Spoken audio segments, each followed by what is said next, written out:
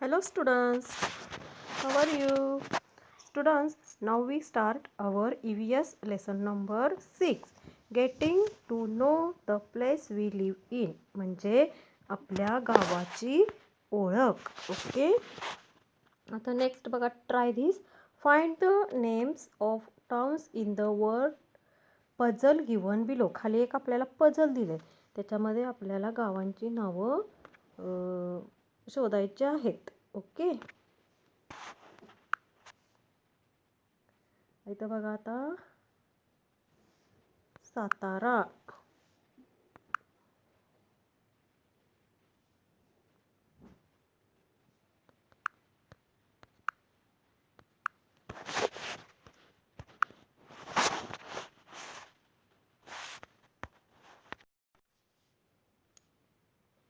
here is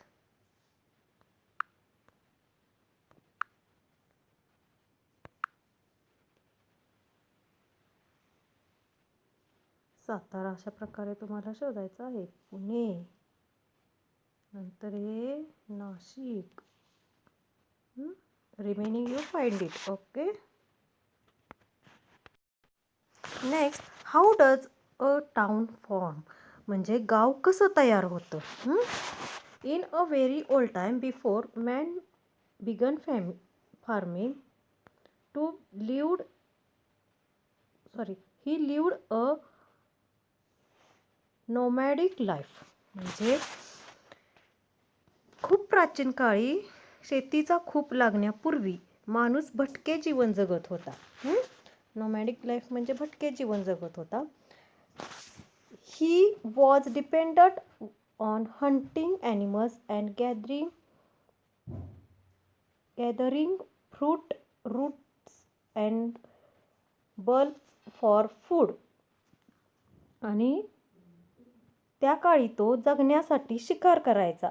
त्याचबरोबर route म्हणजे कंदमुळं वगैरे, झाडाची पाने वगैरे खाऊन तो जगायचा. त्याच्यावर त्याचं जीवन अवलंबून होतं. Later man learn to grow crops. नंतर काय झालं, शेतीचा शोध लागला, तो शेती करू लागला. He began to settle where he found suitable land and water. People began to build houses in such places and settle there. They began to help each other farming.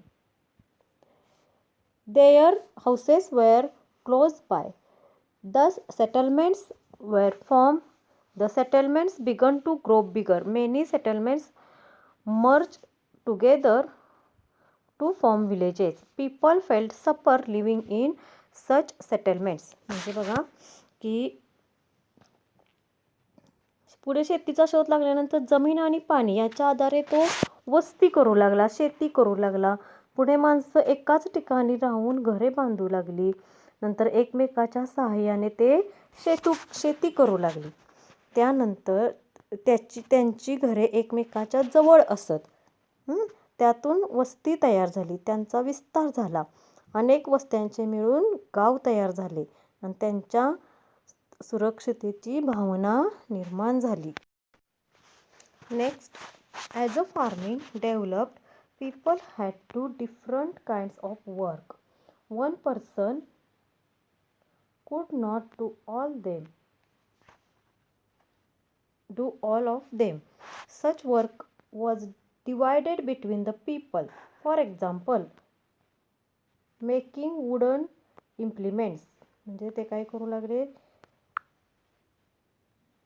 वुडनचे implements बनवू लागले. Repairing and repairing them, weaving clothes, making jewellery and making clay pots. म्हणजे ते काय करू लागले बघा. Thus there were artisans engaged in different occupations. म्हणजे शेतीच्या शोधानंतर माणसांची कामे वाढली.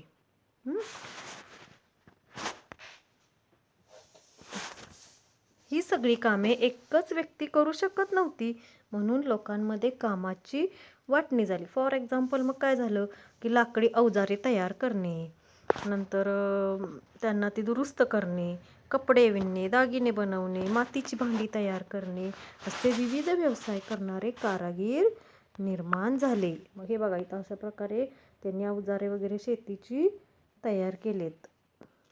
नेक्स्ट बघा, which are the different implements needed for farming. म्हणजे शेती करण्यासाठी कोणकोणती अवजारे लागतात. You write in your notebook. Collect information about the ancient and modern farming implements.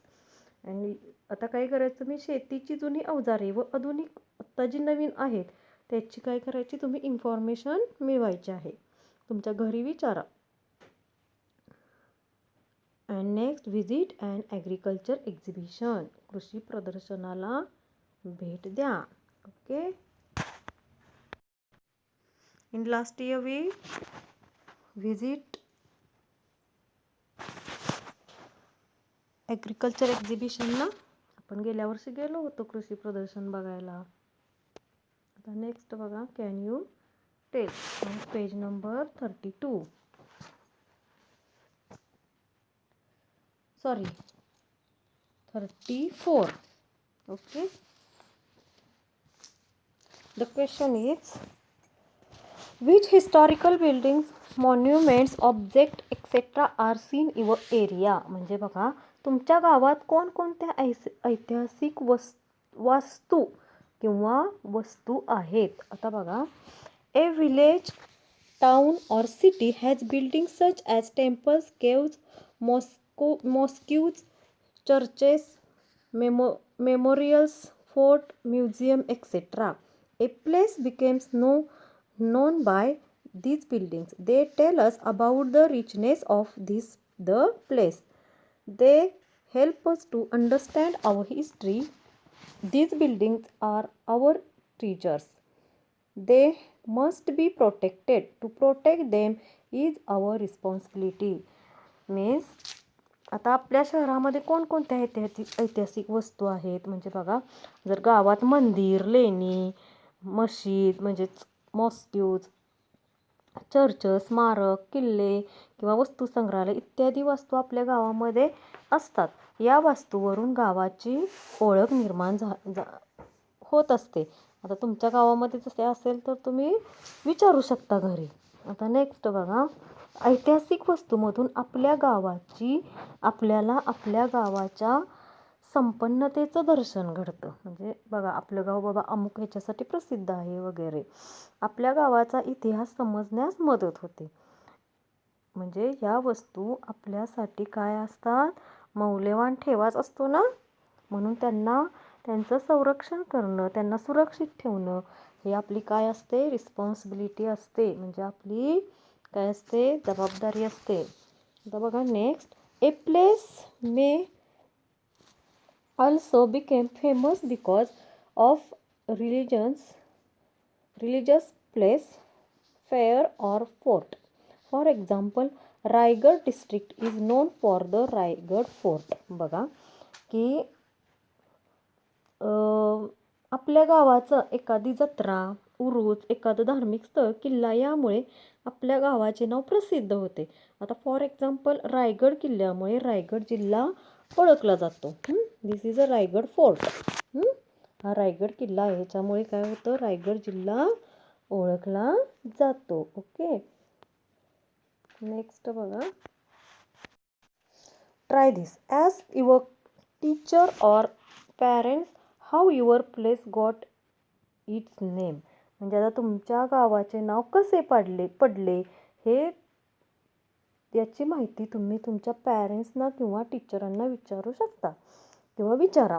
आता नेक्स्ट काय आहे, find out and write down names of place which have been named after a person, fruit, flower, tree, animal, bird or water. म्हणजे व्यक्ती, फळ, फूल, झाड, प्राणी, पक्षी, प्राणी यांच्या नावाशी निगडीत असणाऱ्या गावांची नावे शोधा व लिहून काढा. आता बघा, फ्रूटचं म्हणलं तर आपण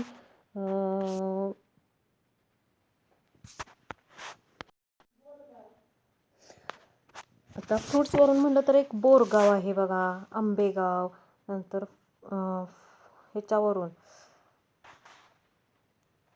ॲनिमल्सवरून कोल्हापूर. असं तुम्ही गावाची नावं शोधून तुमच्या वहीमध्ये लिहून काढायची. ओके. आता नेक्स्ट बघा, each town has a name similarly roads, squares and areas also have names. Find out how they got these names. बघा, प्रत्येक गावाला नाव असतं. रस्ता, चौक, पेठ यांनाही नावे असतात. पेठ, अलियाज म्हणजे. मग ही नावे कशी पडली याचा तुम्ही काय करायचं आहे, शोध घ्यायचा आहे. ओके. तर next, do you no while returning from Surat, Chhatrapati Shivaji Maharaj stop near Talegaon,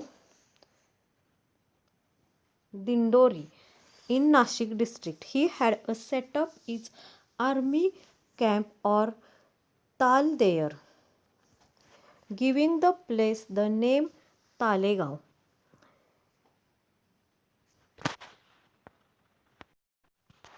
Dhamangaon part in Ahmednagar district was also named because formerly there was a abundance of धामण ट्री देयर. म्हणजे अहमदनगर जिल्ह्यातील धामणगाव पाट या गावाच्या परिसरात पूर्वी धामण या नावाचे वृक्ष मुबलक प्रमाणात असल्यामुळे त्या गावाला धामणगाव असं नाव पडलं. बघा कशावरून नाव पडलं कसं बघा. There is a village called Ashti धोतर जोड्याची in Partur taluka of Jalna district. Partur taluka of Jalna district.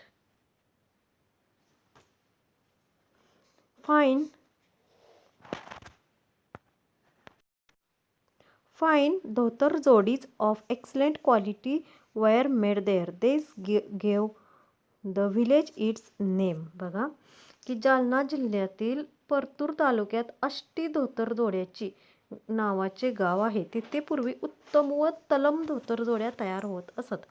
त्यामुळे त्या गावाला अष्टी धोतर जोड्याची म्हणून ओळखले जाते. Okay. Now we see page number 35. Shivram Hari Rajguru was an important revolutionary in India's struggle for freedom. He was one of the three famous revolutionaries, Bhagat Singh, Rajguru and Sukhdev. बघा, शिवराम हरी राजगुरू हे भारतीय स्वतंत्र चळवळीतील एक प्रमुख क्रांतिकारक होते. भगतसिंग, राजगुरू, सुखदेव हे तिन्ही क्रांतिकारक प्रसिद्ध आहेत. Bhagat Singh, Rajguru and Sukhdev Rajguru was born in Khed in Pune district. राजगुरूंचा जन्म कुठं झाला? खेड येथील पुणे जिल्ह्यातील खेड या गावी झाला. After elementary education he moved to Amravati. There at the Hanuman Vyayam Shala he took up the cause of patriotism. At 15 years of age he went to Banaras to study Sanskrit. He knew several languages such as Marathi, Sanskrit, Hindi, Urdu and English. Bhagat Singh and Sukhdev were his close friends. Later he took part in revolutionary activities and became a martyr for the country. In his memory, Khed his birth place has been renamed Rajgurunagar. म्हणजे बघा की पुणे जिल्ह्यात खेडगावी राजगुरूंचा जन्म झाला. प्राथमिक शिक्षणानंतर ते अमरावतीला गेले. तिथे हनुमान व्यायामशाळेत त्यांनी देशभक्तीची दीक्षा घेतली. म्हणजे ते तिथं देशभक्तीसाठी, आपल्या देशाचं रक्षण करण्यासाठी ते काय झाले,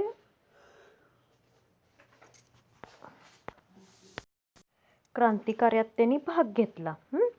वयाच्या 15व्या वर्षी संस्कृत भाषेचा अभ्यास करण्यासाठी ते बनारसला गेले. त्यांना कोणत्या कोणत्या भाषा येत होत्या? मराठी, संस्कृत, हिंदी, उर्दू अशा अनेक भाषा त्यांना येत होत्या.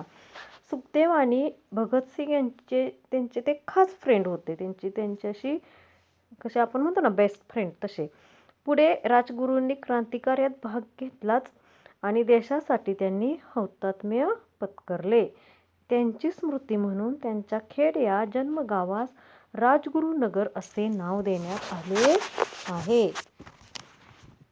आपल्याला हे राजगुरूंची माहिती सांगितली, पण ती का तर त्यांच्या नावावरून त्यांच्या गावाला नाव दिलं हे आपल्याला समजावं. ओके, आता नेक्स्ट बघा,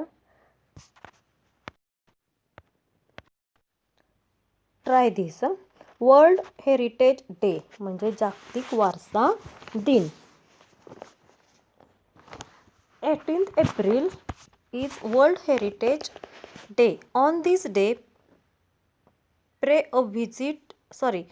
pay a visit to fort or national monuments. Learn about its importance. Collect information about the rules and protecting World Heritage Sites. बघा की 18 एप्रिल हा जागतिक वारसा दिन म्हणून ओळखला जातो. या दिवशी एखाद्या किल्ल्यात किंवा राष्ट्रीय स्मारकाला काय करायचं, आपण व्हिजिट द्यायची. व्हिजिट द्या आणि त्याचे महत्त्व जाणून घ्या. आणि जागतिक वारशांच्या संरक्षणासाठी कोणते नियम आहेत हे नियम आपण काय करायचे, संकलित करायचे. ओके, आता आपल्या परिसरातील ऐतिहासिक वस्तू, इमारती, जुने वाडे यांची चित्रे काढायची आणि ती ह्या चौकटीमध्ये बसवायची. ओके, बघा, obtain pictures of historical buildings, monuments and old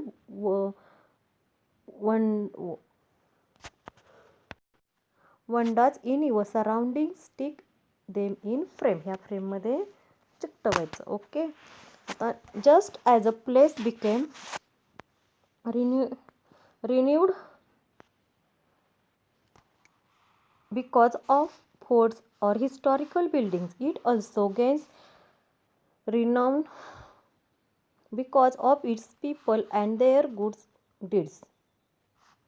Collect information about soldiers, writers, artists, etc. in your neighborhood. Invite them to your school and interview them. बघा की गावाला किल्ला किंवा जुन्या वस्तू यांच्यामध्ये जसा मोठेपणा मिळतो, तसाच गावातील माणसांमुळे पण त्या गावाला काय होतं, किंवा त्यांनी जे कार्य केलेलं असतं त्यामुळे सुद्धा त्या गावाला काय मिळतो, मोठेपणा मिळतो.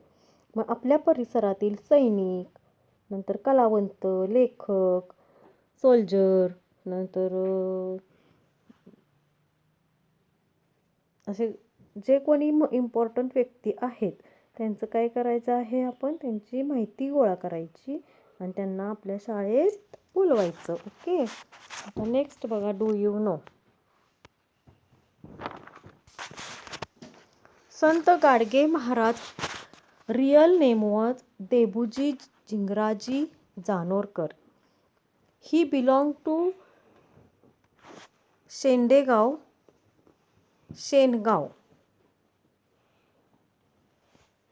in bracket Shengaon in Daryapur taluka of Amravati district. बघा, संत गाडगे महाराजांचे मूळ नाव काय आहे, डेबूजी झिंगराजी जानोरकर. त्यांचे मूळ गाव अमरावती जिल्ह्यातील दर्यापूर तालुक्यातील शेंगाव म्हणजे शेनगाव हे आहे. संत Gadgebaba raised social awareness through kirtanas.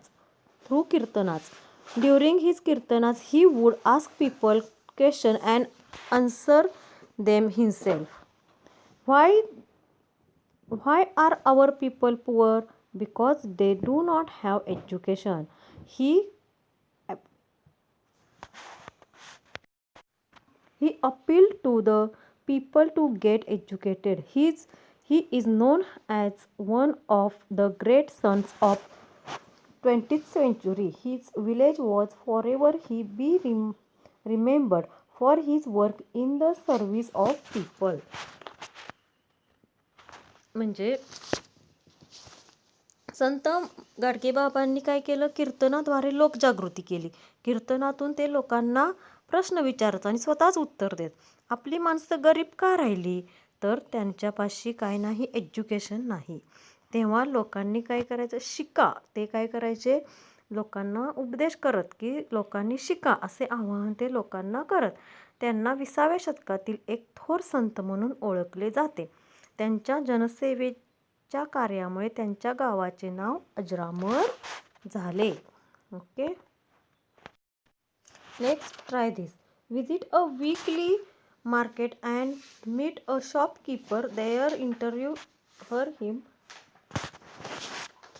With the help of following question. खालील प्रश्न विचारून तुमच्या मार्केटमध्ये जे येतात ना, बाजारात तुमच्या येतात ना लोक, त्यांना जे काय काय विकायला येतात त्यांना तुम्ही हे प्रश्न विचारायचे आहेत. कोणकोणते?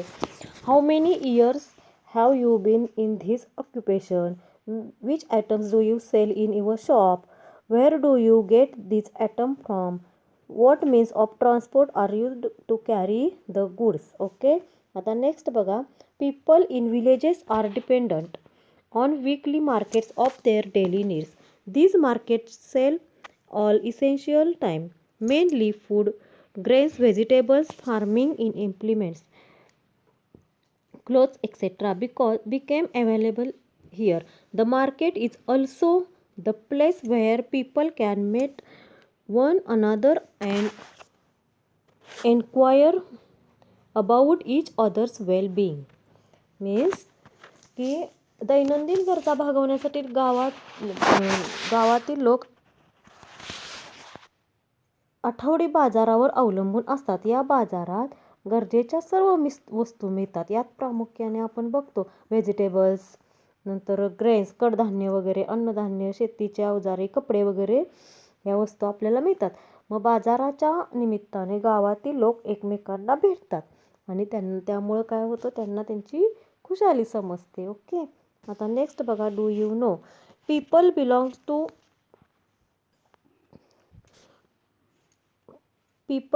To various castes and communities attend the fair of folk deities of masses in Maharashtra with reverence.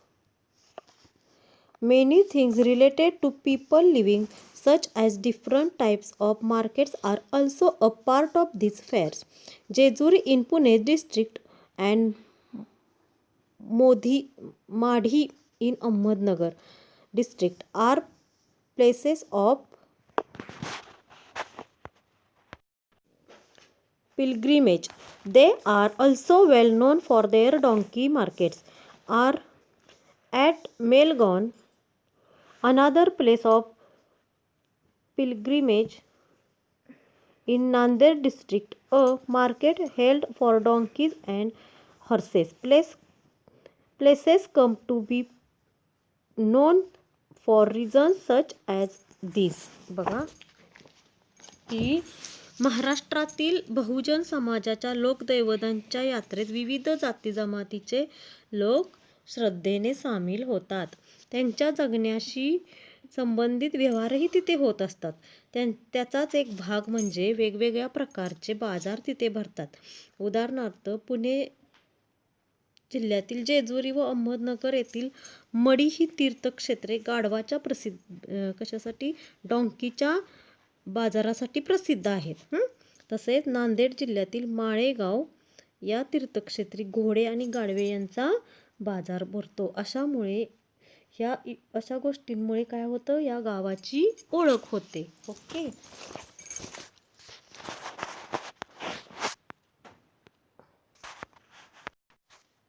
Next try this. Find the name of persons, places, relations, animals and vegetables hidden in the puzzle along side. आता हा जो हे दिलेला आहे ना puzzle, त्यामध्ये व्यक्तींची नावं, नातेसंबंध, गावाची नावं, प्राण्यांची, भाजीची नावे लपलेली आहेत. ते तुम्ही काय करायचं आहे, शोधायचे आहेत. सी असं तुम्हाला काय करायचं, फाइंड आउट करायचं. Okay. Now we have learned. Now we see what we have learned. आपण काय शिकलो. Many settlements merged together and form a village. Next, as farming developed, people had to do different kinds of work. Some places became known for their historical buildings. A place gets its renew from the people and their improvements deeds. Essential items are available in a market. म्हणजे आपण काय शिकलो तर अनेक वस्त्यांचे मिळून गाव तयार होते. शेतीच्या शोधानंतर माणसांची कामे वाढली. नंतर ऐतिहासिक वस्तूमुळे काही गावांची ओळख निर्माण झाली आणि गावातील माणसे व त्याच्या महत्त्वाच्या कार्यामुळे गावाला मोठेपणा मिळतो हे समजलं आणि बाजारात गरजेच्या वस्तू विकतात हे समजलं. Okay. Bye students, see you in next video.